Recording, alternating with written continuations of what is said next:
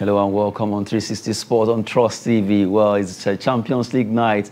Liverpool, Inter, Bayern, Salzburg. We'll be looking at that in the certain sporting story we'll be looking at today. But just to let you know that we have a lot of juicy stories for you on 360 Sport on Trust TV. I am Adini Ajishafe. Joining me, that will be our man from Enugu, Amechi Agbo, will be joining me to talk sport. Amechi Agbo, are you there? Okay, now let's start.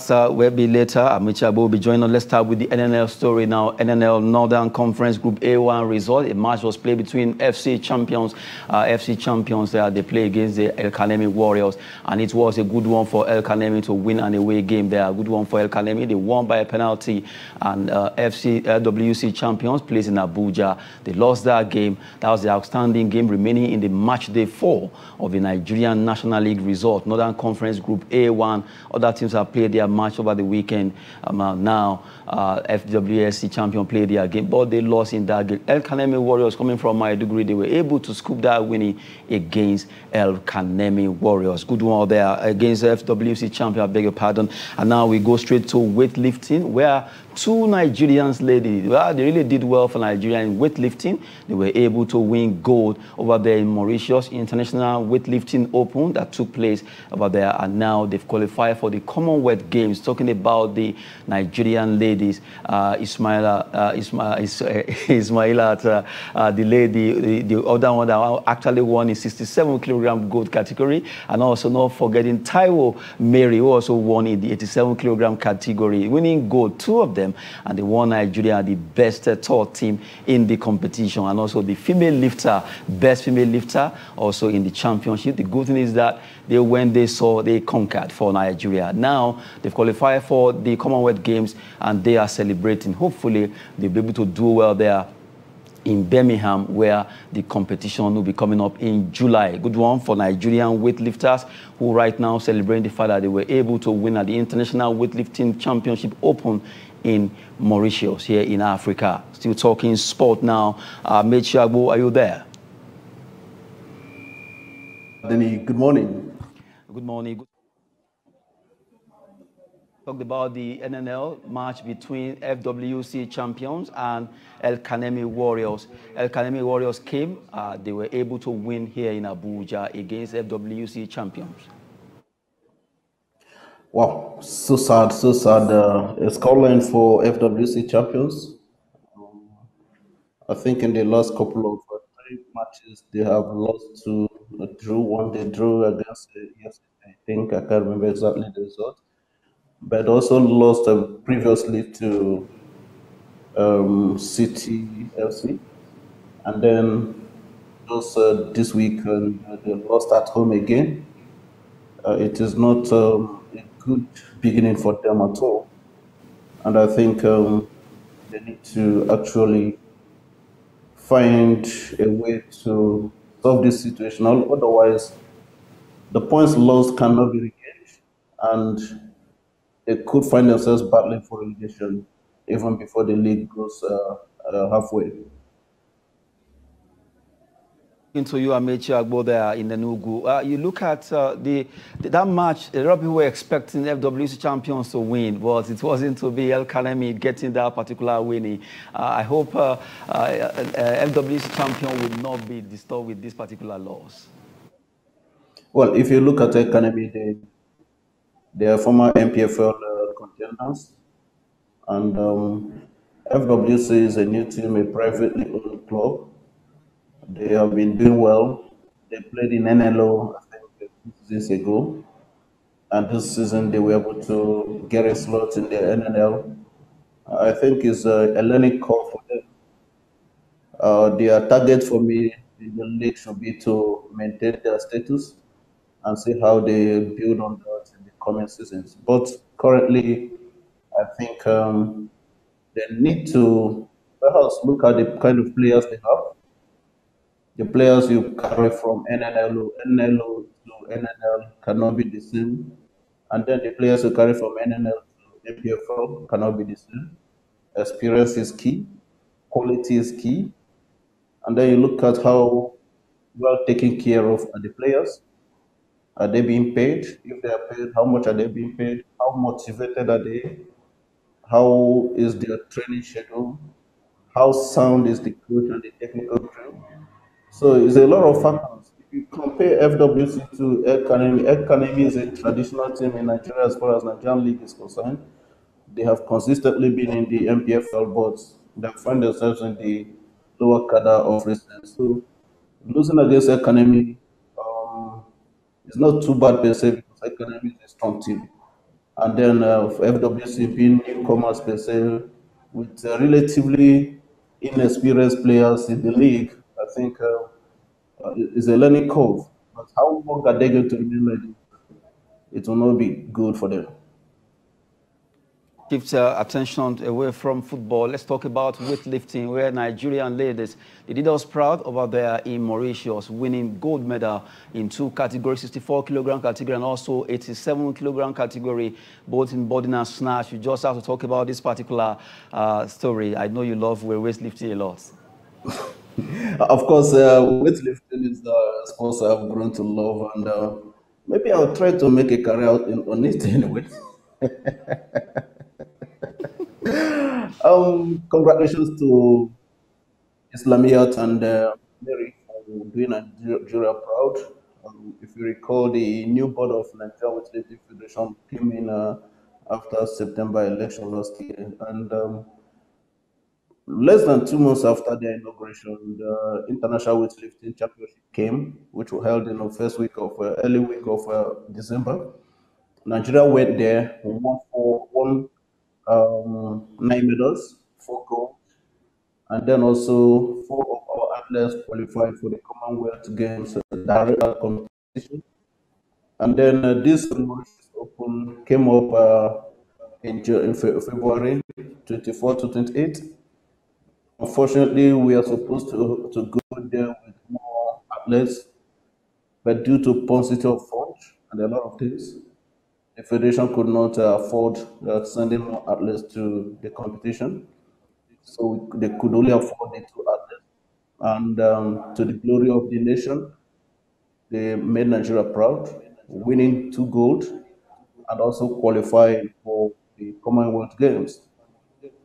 Um, Islamiyat, of course, competed, as you said, in a 67 kg, and he won gold. He also won the best female lifter award for the competition. And then Mary Osoji also competed in 87 kg. She pulled a total of 213 kg to win the gold. And of course, the team Nigeria, 2 of them making the team Nigeria in the competition, also came out as the third best team in the competition. So it is a great one, it's a great celebration for everyone. And also to break this news anyway, as I am speaking with you, and then a total of 9 weightlifters from Nigeria have qualified for the 2020 Commonwealth Games in Birmingham, England, that will be holding from July. So it is a massive moment for weightlifting because the new board have been doing everything possible, despite obvious lack of fund, to see that the game of weightlifting in Nigeria is resurrected, is reconfigured, and also the athletes giving premium attention in terms of their welfare, as well as in the coming days, the federation will be coming out with their plan for the year and the competitions to be expected. So far, it has been so wonderful. Within 4 or 5 months of this federation, they have 11 medals already. So who knows? In Birmingham, we could be counting golds and silver as well.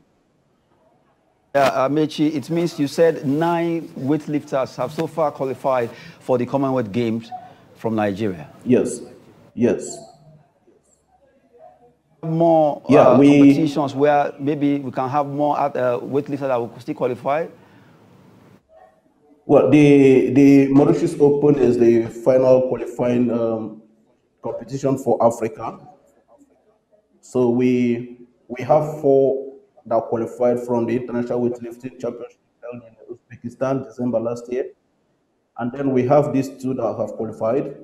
Then we also have three other athletes that qualified for Commonwealth based on the IWF ranking that was released in the first day of March. So we have nine lifters already qualified. Yeah, meaning that Nigerian Weightlifting Federation are really doing exploits concerning Nigerian weightlifters. If nine weightlifters right now, they so far qualify for the Commonwealth Games. Hopefully, we can see them scooping gold for Nigeria at the Commonwealth Games. The oldest in the lifters that it will interest you was born in 1999. So this tells you that these are future lifters. They're not just building for today. They are lifters that are going to be in the scene for a couple of years. So they are energetic, they are young, and the federation is going to do everything possible to support them. I have no doubt in me that with these athletes, they are going to explore the podiums when the Commonwealth Games comes around.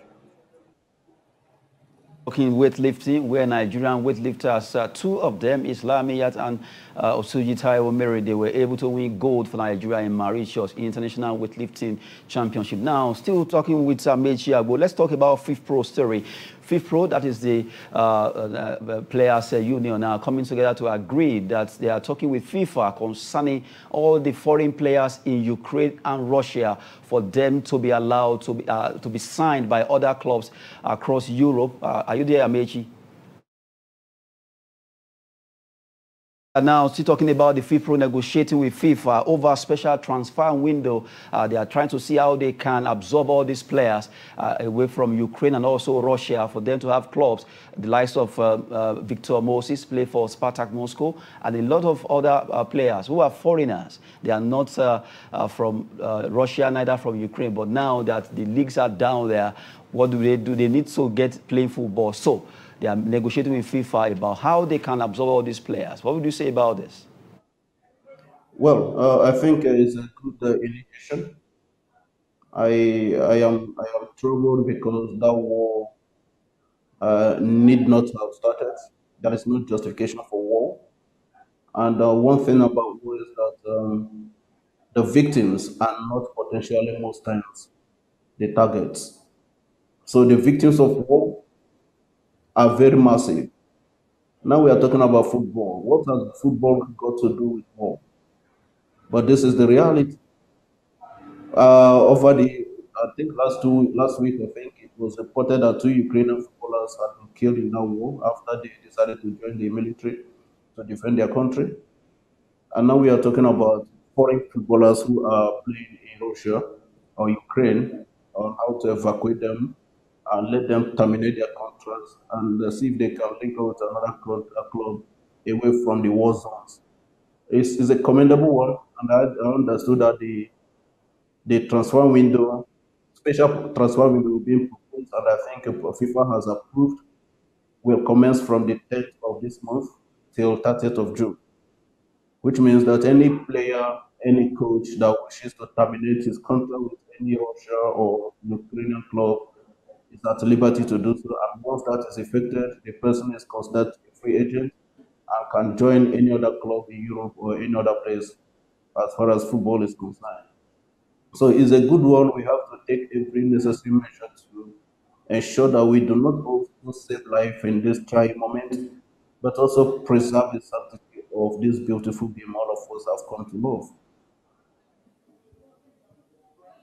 Understanding coming from FIFPro and FIFA. If you have that story again, FIFPro negotiating with FIFA. Now, don't you think some club might just want to take advantage by underpricing most of these players? Well, of course, that is certainly going to happen. That is what you see in the market in a situation like this. Of course, you are not going to get these players at their normal market value because this is a transfer situation. The same way you see players you buy in January compared to those you buy in the summer transfer, the market value most times do not they are not equally balanced. But this one is a special situation, and You may even see players joining a club almost for free just to keep fit. Do not forget this is a World Cup win period. World Cup will be coming at the end of the season, and every player wants to be fit. Every player wants to be actively engaged in the game so that he could be picked by his national team for the World Cup. So it's a trying moment for everybody, and I wouldn't mind about the market value. The most important thing is here is to let these players leave these war areas and be in a safe environment so that, for instance, psychologically, emotionally, mentally, they wouldn't be depressed. So the most important thing to me is let's save life first, then we talk about career. Anybody who gets out of Ukraine or Russia, joining any club, the market value to me shouldn't be a case here. But clubs should be able to know that this is a player, you know the value he is bringing to your club, and should be able to do the right thing. We've been looking at the story trending, FITPRO negotiating with FIFA concerning how the players can get a contract deal with other clubs or countries in Europe because of the crisis in Ukraine and Russia. So all the foreign players, they just have to move away. And now they are agreeing with FIFA concerning how these players can be signed. Hopefully it will be done. That's the topic we're looking at. But right now we'll move away from this topic. Make sure if you're still there, let's talk about Tottenham Hotspur versus Everton. That's a game that a lot of people were waiting for what's going to happen between Lampard and Conte. Well, it was Conte finally that got his own. He actually did well, outrightly did well. Harry Kane, Son, you have to look at all these players. Reguilon, who scored for Tottenham Hotspur, 5-0 trashing of Everton in London. Well, it is interesting to see that this result is coming after we saw Manchester City demolishing Man U in a Manchester derby on Sunday, and yesterday Tottenham had to annihilate Everton. It is, I think, the worst result Frank Lampard has recorded in his career. And then coming against Conte, Conte has consistently complained that the team is a weak one, that their quest to win a trophy is going to take a long way to come if the mentality doesn't change. And I think the players have been able to respond positively with that massive win over Everton yesterday. And it has compounded the woes of my Everton in terms of relegation woes. So it is a sad moment for and critical reality check for Frank Lampard and his managerial career. I foresee a change in management circuit within Everton if the result doesn't improve. He won his first match FA Cup and then lost his first EPL match and won the second one 3-1. But then the result has not been turning out the way the club expected after sacking the Rafa Benitez. So sad one. And then Kane creating his own history, scoring 176 goals. I think it is massive for him. He has overtaken Thierry Henry and climbing to the sixth highest scorers chart in EPL. The man that owns that position is Alan Shearer, who played mostly for Newcastle. He has 260 goals. And then we have Will Rooney, who has 208 goals. We have Andy Cole, who has 187 goals. So we have Sergio Aguero with 184 goals, and then Frank Lampard of Chelsea with 177 goals. And now we have Harry Kane, 167 goals, 176 goals. Just a goal away from also breaking Frank Lampard's record. But the fact, the sad situation is that this record are made without a trophy. So sad. For Everton to lose that game, we're looking at Everton's being beaten. They were trashed by Tottenham Hotspur 5-0, where Harry Kane was able to at least break another record. He has jumped over Thierry Henry in goal scorers chart. They are having 176 goals now, ahead of Thierry Henry with 175. Him also, he did well. He scored. He just have to celebrate that particular team after a lot of struggling. Now they were able to do well against Everton over there in London. Good one for for Antonio Conte and his lad, while Everton are not really getting it right. Talking about Frank Lampard and the team called Everton there. Now, let's move away from London. Let's talk about Spanish La Liga. A match was played yesterday between Atletico Bilbao, and they were able to actually, well, that's how football at times. You look at the way it is, and they were able to make statement 3-1 in favor of Bilbao, a team recently, they've done well in the Spanish Cup, but now they are also making statement, winning 3-1 against Levante. Amechi, were you expecting Atletico Bilbao to win this game? Well, all of them are struggling. It was a game of two strugglers, and the better team came out of the duel yesterday. I think the fact is that the Bilbao is a club of immense history and record, but of recent their performances have not been too impressive. But I think this win is going to mobilize them and motivate them moving on and then climbing further in the ladder. There. Now, let's take our last straw on the program as we talk about Chelsea. Chelsea has been in the news lately concerning Roman Abramovich that wants to sell the club. And now news coming out, Saudi media, a professional consortium company, they want to buy that club. Right now, they are negotiating with American firm Rain Group over sale of Chelsea. They want to get Chelsea. And now, as it is, a lot of potential buyers are showing up to at least bid for Chelsea. From your own side of view, someone was saying, do they have the kind of passion, the passion that Abramovich have for this club? I hope it will be continuous. Talking about a Chelsea fan actually making that particular worry statement. Well, it is a sad reality everyone has to face. No Chelsea fan is happy at the moment that the club is up for sale. And Abramovich himself wouldn't be a happy man trying to sell the club. The club has nurtured for almost 2 decades. And then now, I think, as of this morning, there were about 10 parties that have submitted bids to buy Chelsea, including an Egyptian, a long season ticket holder, fan of Manchester United anyway. And the issue is not actually finding a buyer for Chelsea. Selling Chelsea is at this point is highly complicated situation because one, the British government is trying to get a link that could tie Abramovich with Vladimir Putin, that's a Russian president. They want to know what they can hold against him and then maybe wind up Chelsea. But the issue is the buyers who are submitting bids right now are being very cautious because a lot of things are being investigated concerning Abramovich. It has nothing to do with Chelsea anyway, because he has managed Chelsea for 19 years. But this war and Abramovich relationship with Putin makes everything dicey, and everybody submitting bid is being careful. A lot of negotiations are going on, and Abramovich has made matters even worse by placing a £3 billion tag on Chelsea. So it's a huge one, and anybody who is coming in knows that he's going to have that kind of money before negotiation could even start. But how far would this go? At the end of it, is it going to affect Chelsea? Are we going to get a buyer that has the same passion, a ruthless administrator like Abramovich who doesn't joke with coaches?